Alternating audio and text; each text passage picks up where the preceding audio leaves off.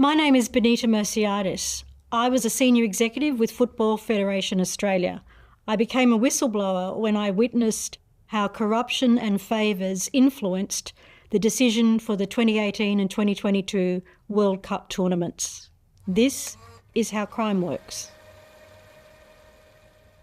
The way the whole football world revolves is around money and spending, whether it be $50 million or $80 million on a bid for a World Cup is just ridiculous. I mean, you have to ask yourself, what is that money spent on? You could have the best bid in the world, but the decision was never, ever going to be based on merit. It was based on the deals, the double deals and the counter deals that were made behind closed doors.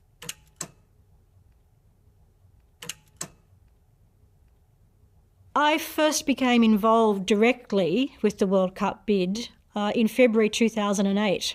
Australia has one of the most competitive sporting environments in the world. The World Cup bid was seen as a way to turbocharge the game here. There was a time when we were discussing the budget request of $80 to $85 million internally. I raised the question, why do we need so much money merely to bid for a World Cup tournament? It wasn't the World Cup itself, it was just a bid. I sat in that meeting with former colleagues of mine from government trying to justify this, and I couldn't. It was said to me at the time from a Treasury official, what you're doing here is money laundering. You know, you're passing money from one entity to another in the FIFA World Cup bidding process. Really all that's required is a bid book, an inspection, and going to a few meetings. You don't need $80 million or $50 million for that. For instance, the US bid reportedly only had $10 million. There would be events held and we would invite all the executive committee members. On behalf of Australia, this is the Australian bid, this is what we have to offer, and answering questions. That was the public part of what we did. It was all the other stuff that went around behind closed doors. That was the issues around FIFA. At the end of the day, the government cut back the request from $80 to $85 million to approximately $48 million. I had been uncomfortable from day one with the fact that our consultants were secret, our budgeting was secret, all sorts of things were secret and that we weren't to talk about.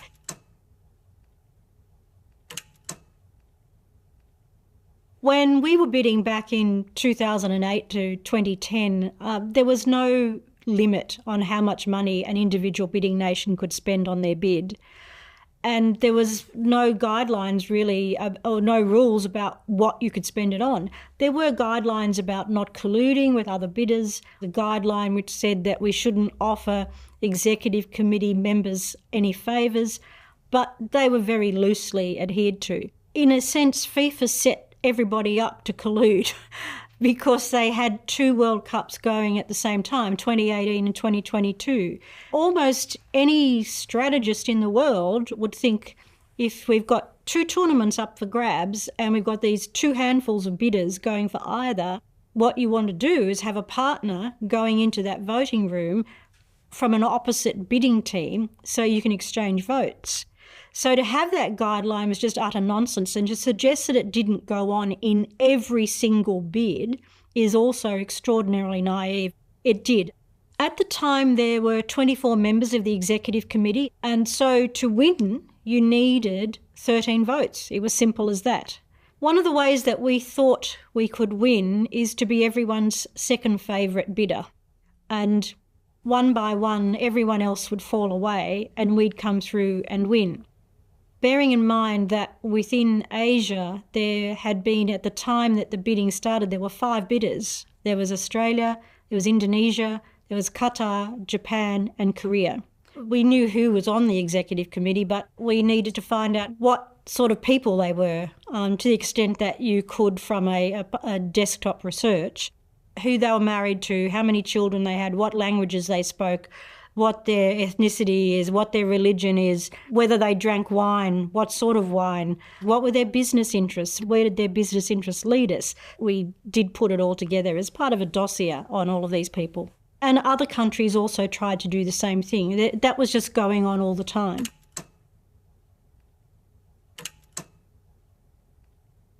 Consultants are used frequently within the football world, but particularly while bidding is on, because they give plausible deniability to bidders. So if someone asks a question and says, did you have a conversation with a particular executive committee member, you can get up and say, hand on heart, no, didn't have that conversation, because they had others do it for them. The first time I was concerned about our World Cup bid and about how the decision was going to be made was when I learned that we had employed a particular international consultant to help us with our bid. And a colleague went to his bookshelf and pulled out Andrew Jennings' book Foul, a book that was well known throughout the world as having exposed what FIFA was like, and opened it to a chapter on this particular person.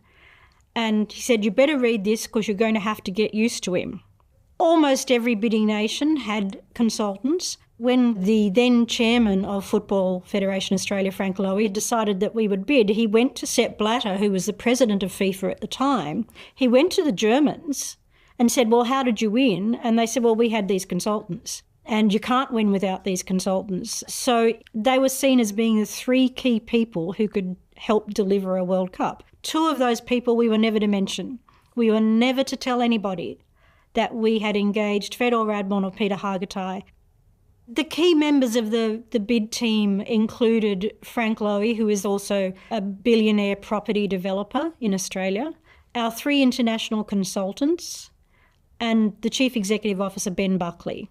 Within the staff, the three key people were Ben Buckley, myself, who was Head of Corporate and Public Affairs, and a colleague, Stuart, who was Head of Operations. One of the things that was clear that going into bidding, Frank Lowy certainly knew what FIFA was like himself.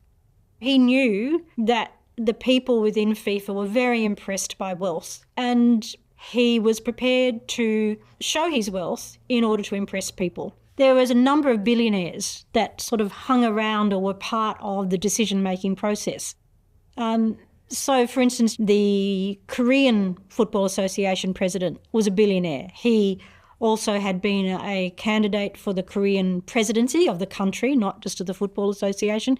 There was quite a lot of people with means, people who could impress other members of the executive committee or other Football Association members, even if they didn't have a vote.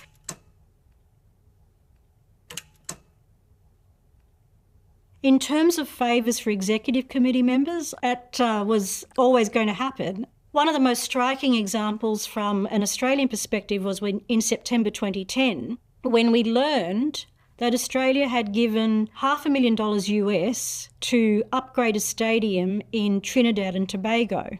With respect to the Caribbean, they are not high priority in terms of Australian foreign aid. And you'd have to ask yourself, why did we give US $500,000 to upgrade a stadium in Trinidad and Tobago? Well, the answer's quite simple. One of the most important players in FIFA at that time came from Trinidad and Tobago, and that's Jack Warner. Jack Warner was the president of the Trinidad and Tobago Football Association and the president of CONCACAF, which is the North American, Caribbean and Central American Confederation. He had been running that for more than 20 years, and he was an extraordinarily powerful person in world football. From very early on, when we met with Peter Hargitay, it was about what Jack said, what Jack wanted. Jack would like this, Jack would like that. And look, Jack Warner must have seen an Australian and thought it was Christmas every time, because whatever Jack Warner asked for, Jack Warner got. Many years afterwards, it was found out that the money bounced around the world from Sydney to London to New York to Port of Spain in Trinidad and Tobago, and it never ended up with the Trinidad and Tobago Football Association. It ended up in Jack Warner's personal bank account. At the time that we're talking about, I think the more common ways in which corruption happened was in relation to individual executive committee members asking for things. Sometimes that would be financial, sometimes it wouldn't be. It would be something else entirely. For instance, matches organised, international matches between countries. When two countries play an international match, there are TV rights given, there are the expenses met for the team. And that was an easy way for money to exchange hands in football's terms legitimately. There's a lot of money to be made from getting an allocation of tickets, as people who are on the executive committee at the time would get, and then on selling them. And not on selling them at face value, but at extraordinary rates. The sons of Jack Warner, for example, have been reportedly arrested in the United States and remain in the United States, virtually under house arrest for misdemeanours in relation to those issues. Another one, of course, is the giving of gifts. The gifts would get more expensive and more expensive as time went by, and you were almost trying to outdo each other with how valuable the gifts were. But you wouldn't go anywhere without them because you wouldn't be welcome without them. At the time of the FIFA Congress, Frank Lowy hosted a dinner at his personal residence for the executive committee members and their partners. And at the dinner table were gold-plated plates, dinner plates, with the names of the guests engraved into the plates. And also at the dinner table were gifts for each of the executive committee members and their partners. So men got pearl cufflinks from one of Australia's preeminent pearl jewellers, and for the women there was pearl necklaces. At the time, Jack Warner's wife wasn't there and she missed out on her pearl necklace. One of the first things we were asked was to get Maureen Warner a pearl necklace to replace it. Even on sale, this necklace was $1,200 Australian, $1,400 Australian dollars on sale.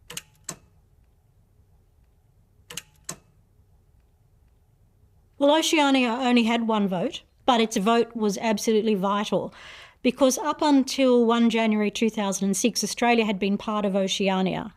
We needed to be able to say we had Oceania's vote. So Reinald Tamari, who was then the president of the Oceania Football Confederation, he visited Australia early on, and we also visited Oceania to make sure that we were aware of what it was that Oceania wanted to give us our vote. Well, I always remember Reinald Tamari and his chief executive at the time of Oceania Football Confederation, Ty Nicholas, came to Australia and they had a list of demands of things that they wanted. And there was a list of about 6 or 7 items. Key one of which struck out to me immediately, was they wanted $4 million. And 1, I thought that was an impossible task, and 2, I felt extraordinarily uncomfortable.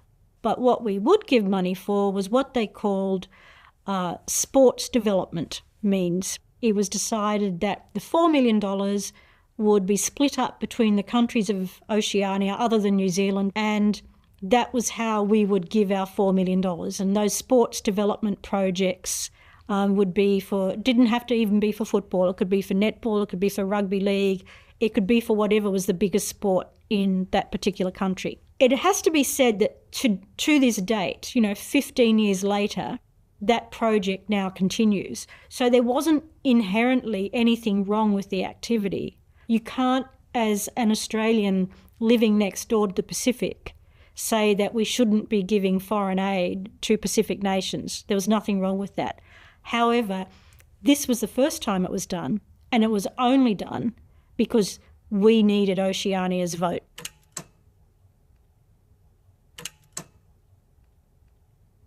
The other bidder that came out of the blue in February 2009, unexpectedly in 2009, was Qatar. And I always remember we were sitting in a meeting room in our offices in Sydney, and Peter Hargitay was there, the secret Peter Hargitay, and he said, Qatar won't win, it's too hot. And Mohammed doesn't even want it. And that was true. At the time, Mohammed bin Haman, who was then president of the Asian Football Confederation, said quite clearly that he supported Australia's bid. There was a couple of big disadvantages for Qatar. Is mostly no one took them seriously. They were seen as this tiny little dot of a nation in the middle of the Middle East that had temperatures 40 degrees plus in June or July. What no one had noticed is in the bidding agreements that everybody signed was that FIFA had the capacity to change the dates of the World Cup. It didn't have to be held in June, July. Qatar would be much too hot in June, July to host a World Cup, but it would be perfectly pleasant in November, December. So they gave themselves the wriggle room legally to change those dates. The other disadvantage they had, bearing in mind this is 2008, 2009, at the time Qatar didn't have enough hotel rooms. You needed something like 32 hotels to accommodate the World Cup, and they didn't have that many at the time. And I always remember Hassan al-Thawadi, who was the leader of the Qatar bid, and he said, can we, being Qatar, use hotels in Dubai? Which is only an hour away, to be fair. So the only answer that FIFA could give to that was yes, it was perfectly okay to do so. So one by one, the things that had been against Qatar were nullified, and they had one overwhelming issue in their favour, and that is, or one person, Mohammed bin Hammam. A pivotal point in the whole World Cup bidding was when the Emir of the time is thought to have called bin Hammam into his palace or wherever and said, I want you to support the Qatar World bid. You've got to stop this. It's not about you and the FIFA presidential election. It's about Qatar winning the World Cup. And at that time, bin Hammam, with all his heart and soul, swung his effort into Qatar winning the World Cup bid, and subsequently they did. This first came to light in June 2010 at the time of the FIFA Congress in Johannesburg, and the Asian Football Confederation made a decision without consulting with Australia first that it was going to support a European country for 2018. But all of a sudden, now here's Mohammed bin Hammam saying, no, we're going to support a European country for 2018, and 2022 will be between Asia and the US. It caught the Australian bid team by a huge surprise. They tried to make out, oh, yes, we thought this would happen and it didn't matter, we were only going to go for 2022. Yet they had to do a 180-degree turn on their public positioning, because up until then, the public positioning had been around both tournaments.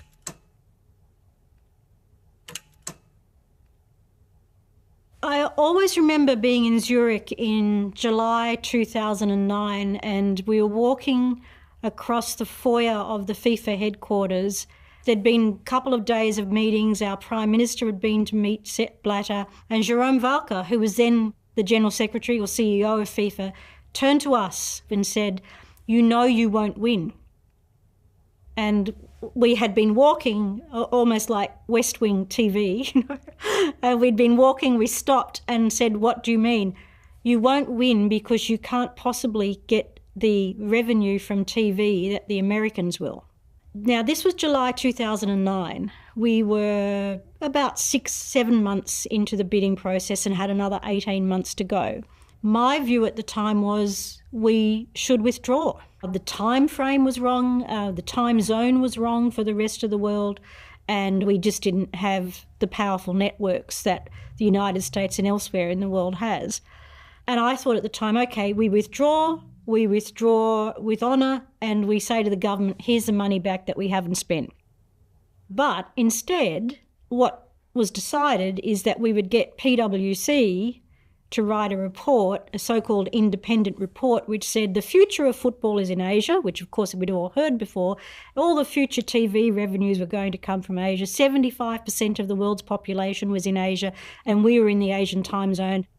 Therefore, we were going to have the biggest TV revenues. So we tried to argue the case against American TV networks. Fast forward to around about October 2010, and what do you know? What was then Al Jazeera signed an agreement with FIFA for $100 million for what is referred to in the agreement as a production contribution. If Qatar won the World Cup bid, this was a first, that there would be a production contribution if Qatar was successful. In addition to that, it was widely talked about that Emirates Airlines was getting a little bit weary of its sponsorship of FIFA, didn't like a lot of the scandal around FIFA, was not going to renew its contract with FIFA. And lo and behold, when that contract came up for renewal, and typically an existing sponsor has first right of refusal, Emirates said, no, we don't want to be involved. And who should be ready to come in without hardly any need for negotiation but Qatar Airways? So, this is where countries such as Russia and Qatar, where there's little separation between the nation state and the private business interests, have a far easier way of winning tournaments like this compared with, say, an Australia or an England or a Holland and a Belgium. There were a few occasions in which it was discussed that we would try to convince Qatar, the country, at a government-to-government level, not to take part in the bidding or to withdraw. What did the Australian government have that they could potentially offer Qatar? Landing rights for Qatar Airways. Qatar Airways was then a very new airline. They were looking to expand into different markets, and at the time it was very difficult to get landing rights in Australia. So that was seen as something they could offer. Well, another one was a few months beyond that, when we asked our consultant to visit the Emir of Qatar and convince him to withdraw, in return for which Australia would support Doha's bid for the Olympic Games. There was talk at the time that Doha wanted to host the Olympic Games. And bear in mind, in the Olympic movement, Australia is one of the most powerful countries. The vice president of the Olympic movement to this day is John Coates, who is an Australian. He is very close to Frank Lowy. So we felt confident that we could make that offer and help make it happen.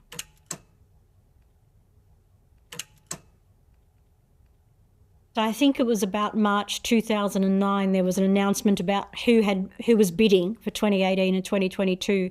There was an assumption around a lot of the football world at the time that England was a shoo-in to host the 2018 World Cup. I thought dismissing Russia was probably a little bit premature for a couple of reasons. One, Russia was run at the time, it was President Medvedev and Prime Minister Putin. It was one of their swaps of positions, but we all knew who was running the country.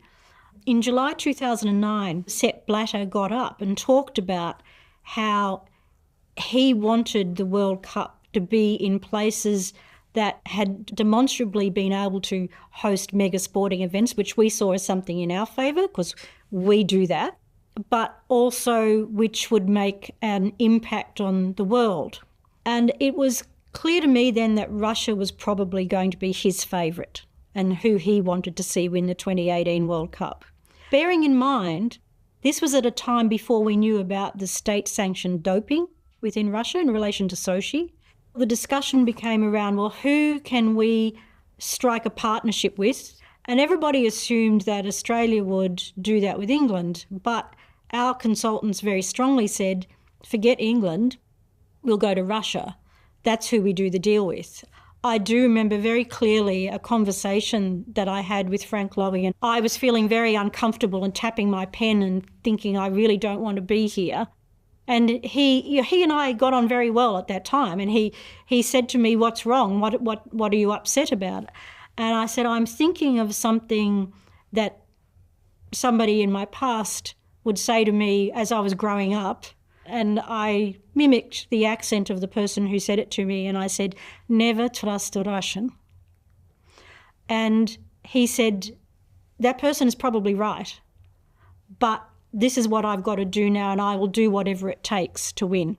And, you fast forward then many months later to when the vote happened, and we didn't win and Russia did win, and there's two of our consultants sitting back having a cigar and a glass of scotch with the Russian, or probably vodka actually, but a glass with the Russians, celebrating the Russian win.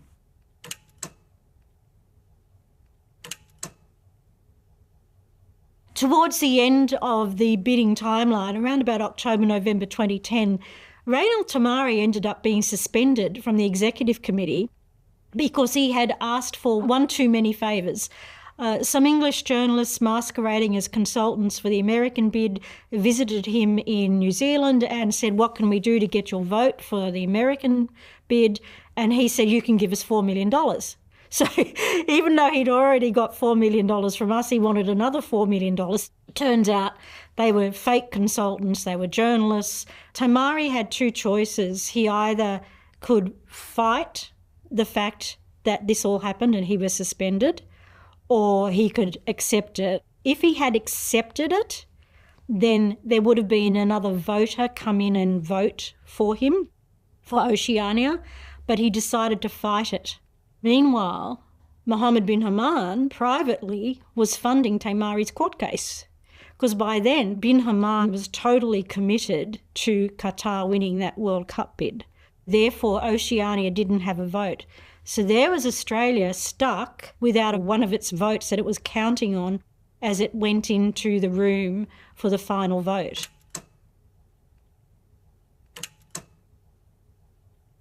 The outcome of the vote was announced in Zurich, of course, so in Australia it was very early hours of the morning, and I was watching it. I didn't expect that we would win.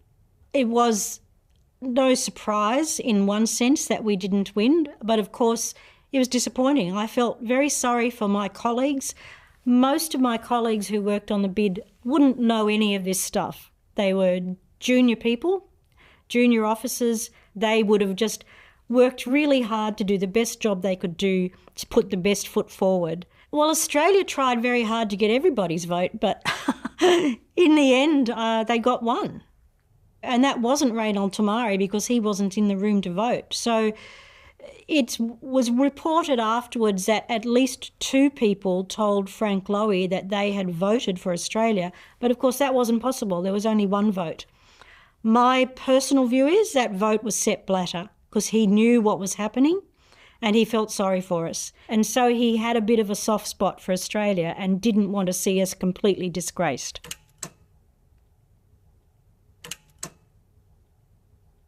I've always been engaged with football my entire life. My parents were displaced persons in Australia after the Second World War.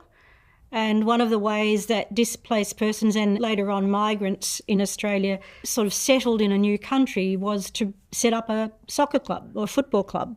I joined Football Federation Australia in 2007, having previously worked in the not-for-profit sector and the government sector, and I was appointed to the role of Head of Corporate and Public Affairs. About 5 or 6 years before that, I had also worked as a team manager for the Socceroos, the Australian national men's football team. So I had grown up with the game and it was just part of who I was. And when the opportunity came to work in it, I thought it was almost a dream job.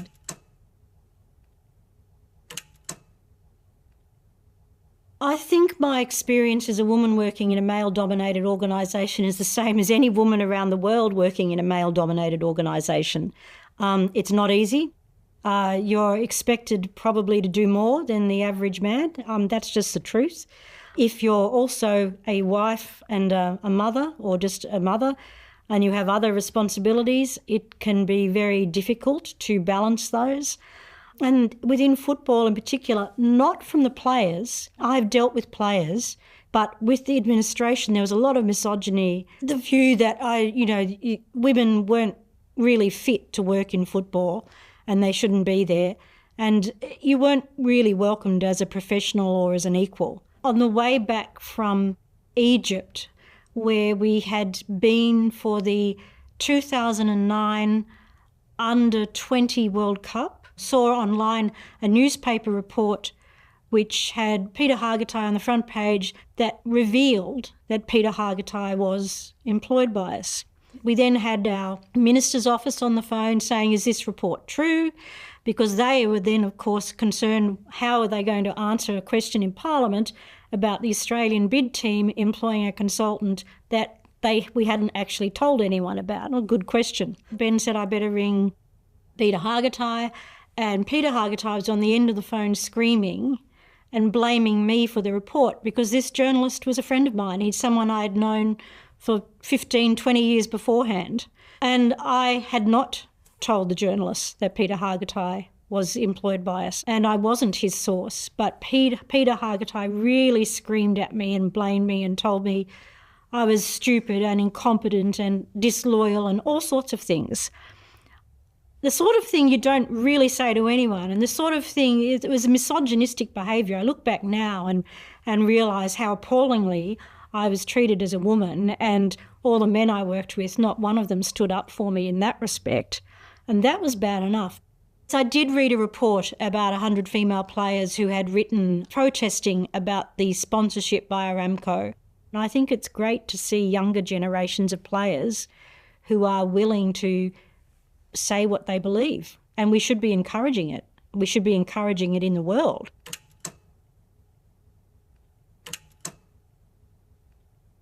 I became a whistleblower by evolution, really. I can't say that I sat there and thought, oh, I'm going to be a whistleblower now.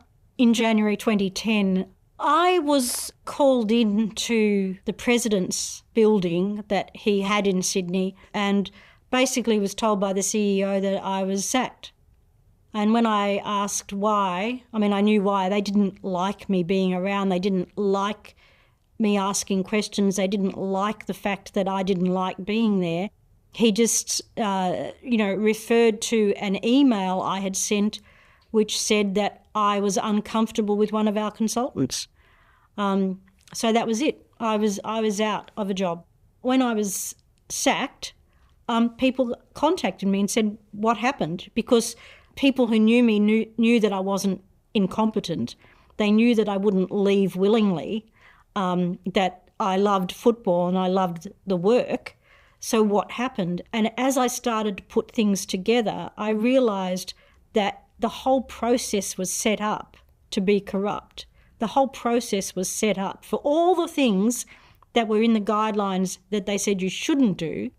I think it's up to people such as journalists in particular, who are the fourth estate, and whistleblowers like myself, who are the fifth estate, to bring these issues to the attention of, if not the ordinary football fan, at least to people who care about good governance and how decisions are made.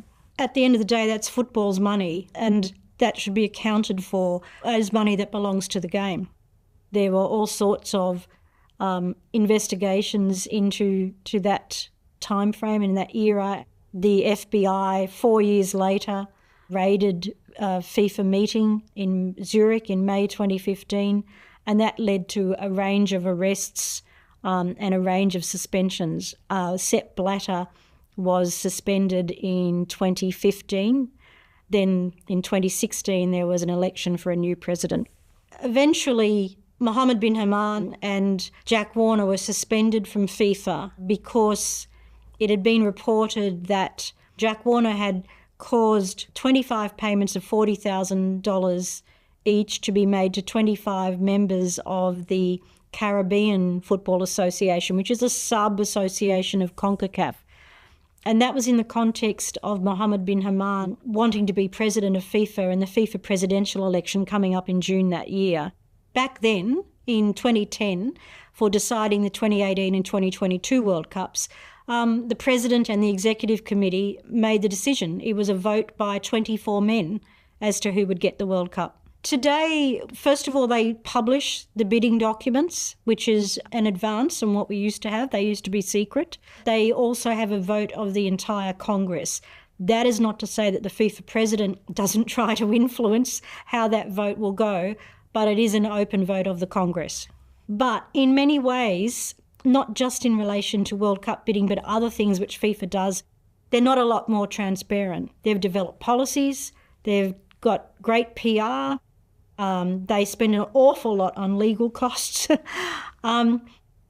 but there's not a whole lot more transparency, and you still have a president who's extraordinarily powerful, just like Sepp Blatter was, and who is very keen to get his own way on a number of things, such as who are going to be the next World Cup host. They're almost, despite the vote, which is there for show, it's almost a one-man decision as to how that's going to happen. And we see that now. Gianni Infantino, who is the current FIFA president, more or less saying Saudi Arabia is going to get the 2034 World Cup without any competition.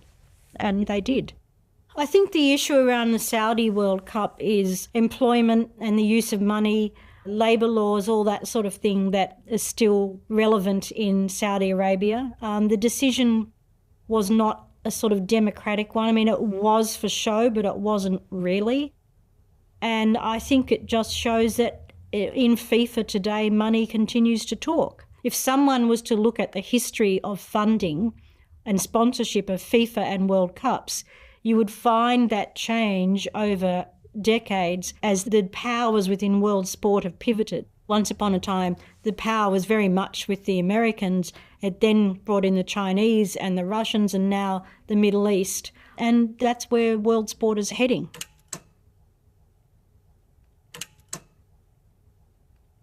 There may always be someone out there listening to this or watching this and want retaliation of some sort, and you do have to be prepared for it.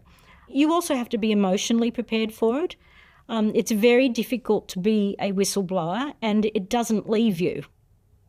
Once you're a whistle, it's almost like having played football for your national team. You're not a former footballer, you're a footballer. And you're not a former whistleblower, you're a whistleblower. And so the impact on your life is there forever. I don't think I could have come forward any sooner than I did. One of the things about being an employee is you have to do your job. And so I did it what I thought was the right thing, and I raised questions, I raised concerns. I did that internally thinking that was the right way to go. I have been sent threats in the past. I have been surveilled. I have been followed. I have had fake websites, fake emails, fake social media accounts set up in my name. And so when I was no longer there, I was freed to be able to talk about these things. When I was sacked, and then when it was known that I was a whistleblower, I was told I would never work in Australia again. In terms of finding employment with an employer, that's absolutely correct. It was almost impossible to find a job. So I went about and created my own. So I have my own business. I have a publishing business called Fair Play Publishing. We specialise in publishing books about football, mostly non-fiction books, but also fiction. And to date, we have published 75 books and we're still going strong. And I'm very proud of that. I see it as telling Australian football stories and about its culture and about its people that will stand the test of time, because those books will be there in 100 years' time. And I certainly don't regret being a whistleblower. It's certainly been tough times for my family and myself, and life does change, but I'm often asked, would you do it again? And the answer to that is yes, I would. And the reason I would do that again is nothing to do with me. It's to do with my love for football and the way I think that it should be run, and our important international institutions should be run. There should be accountability, there should be transparency, and there should be greater democracy in terms of people who are able to participate in it.